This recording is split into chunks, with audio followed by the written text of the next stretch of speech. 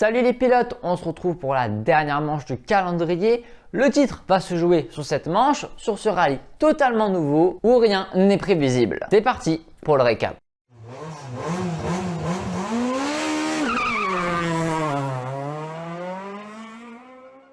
On commence par les WRC2 et il y a un changement de format par rapport au WRC et WRC2 sur cette manche. En effet, le rallye démarre un jour plus tôt, donc le rallye de mercredi à samedi. Avant de commencer, petite interview de Pablo Sarrazin qui nous parle de sa saison en WRC2 et comment il se sent avant de faire le rallye d'Arabie Saoudite.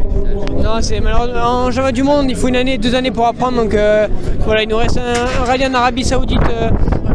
On va se concentrer le maximum pour faire une très belle performance. Mercredi donc, Gachto prend la tête 4 dixièmes d'avance sur Cajon, suit Grazin et Schwartz dans la super spéciale. Le jeudi, on attaque les vraies spéciales et Cajon abandonne direct après une compression un peu trop rugueuse.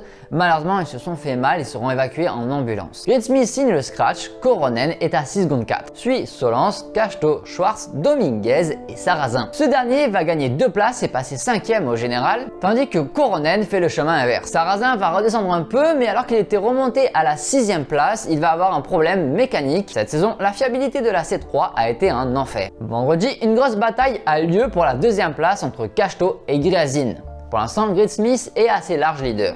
Virves est 4e. Malheureusement, la belle bataille s'arrêtera suite à la crevaison de Gachto. Longtemps leader tranquille, Gridsmith voit Grazin revenir sur lui et lui mettre la pression petit à petit. Au vendredi soir, il est à 27 secondes de la tête de course. Samedi, suite à un nouveau problème mécanique, Gachto chute et plonge dans le classement. Grazin n'arrivera pas à remonter et aller chercher Gridsmith. Il s'impose donc sur la dernière manche en WRC2. Grazin est second, le podium est complété par Robert Virves, 4e Dominguez et 5e Al-Kuwari.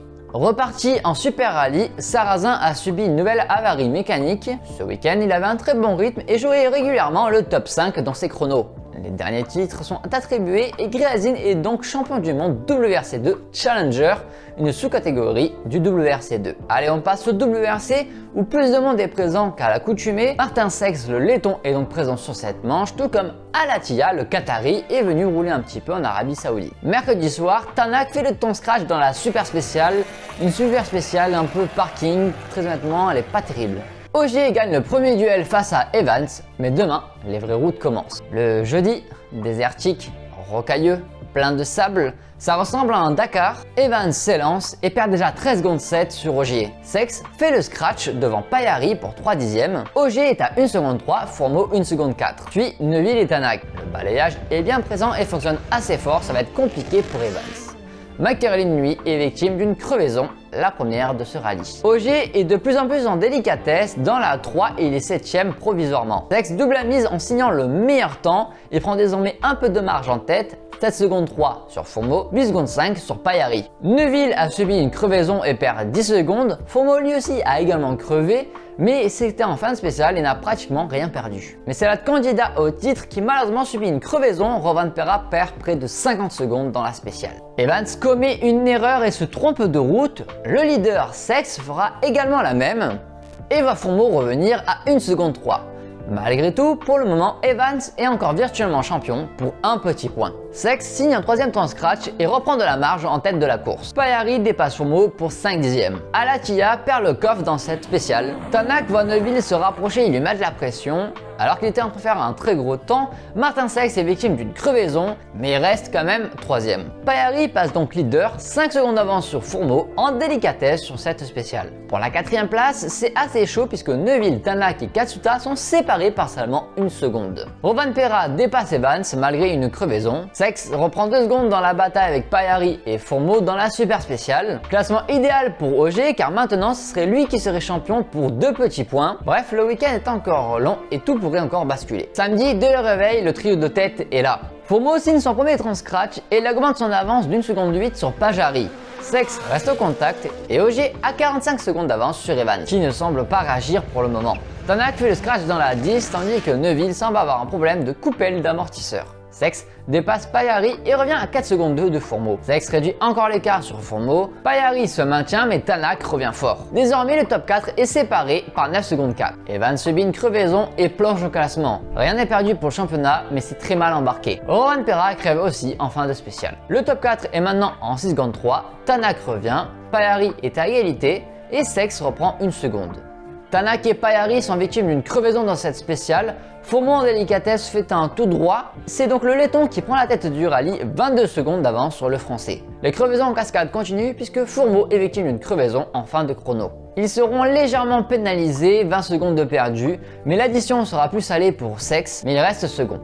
Fourmeau prend la tête 2 secondes 4 devant Sex, 3ème Neuville à 5 secondes 4. Tanak, victime d'une deuxième crevaison, termine au ralenti et malheureusement il abandonnera sur la liaison faute de pneus. Mais une erreur de pointage d'Adrien Fourmeau fait tout basculer. Il pointe malheureusement en avance et il prend une pénalité d'1 minute. Sex prend donc la tête devant Neuville, Katsuta passe 3ème et Fourmeau glisse 4ème. Samedi, d'emblée, Neuville dépasse Sex pour la première place. Le rallye était déjà une loterie, la spéciale 16 sera chaotique. Katsuta part en tonneau, Sex subit une double crevaison et chute dans le classement. Rovanperä lui aussi subit une crevaison. Fourmeau, gêné par les crevaisons et les petits copains qui sont repartis devant lui et donc gêné par la poussière, se fait dépasser par Ogier qui est désormais second.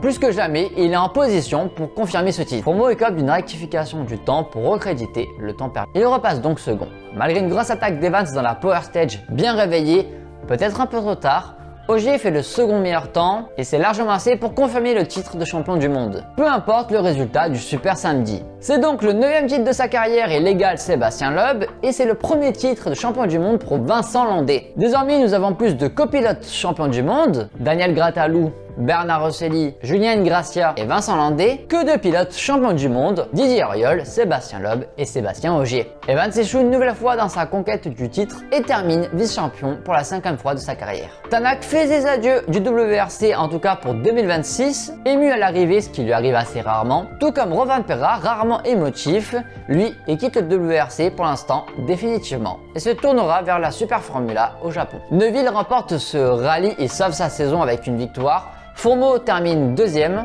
et il est vraiment très mal récompensé car sans cette erreur de pointage, il gagnait son premier rallye à coup sûr. Ogier complète le podium, Paillari 4ème a fait un très bon rallye et n'est vraiment pas récompensé lui aussi par les crevaisons. Katsuta termine 5, 6ème Evans le malheureux, 7ème Rovanperä, après 3 crevaisons, 8ème Munster après encore un rallye difficile, où est-ce que de nouveau Sex a montré que la Puma avait de la performance. Emma Carlin termine 9ème. La saison est désormais terminée, tous les champions sont couronnés. 2026 commencera au Monte Carlo du 22 au 26 janvier 2026. Le prochain résumé sera le 28 janvier. D'ici là, restez sur la chaîne, d'autres contenus vont sortir durant l'intersaison. À bientôt les pilotes!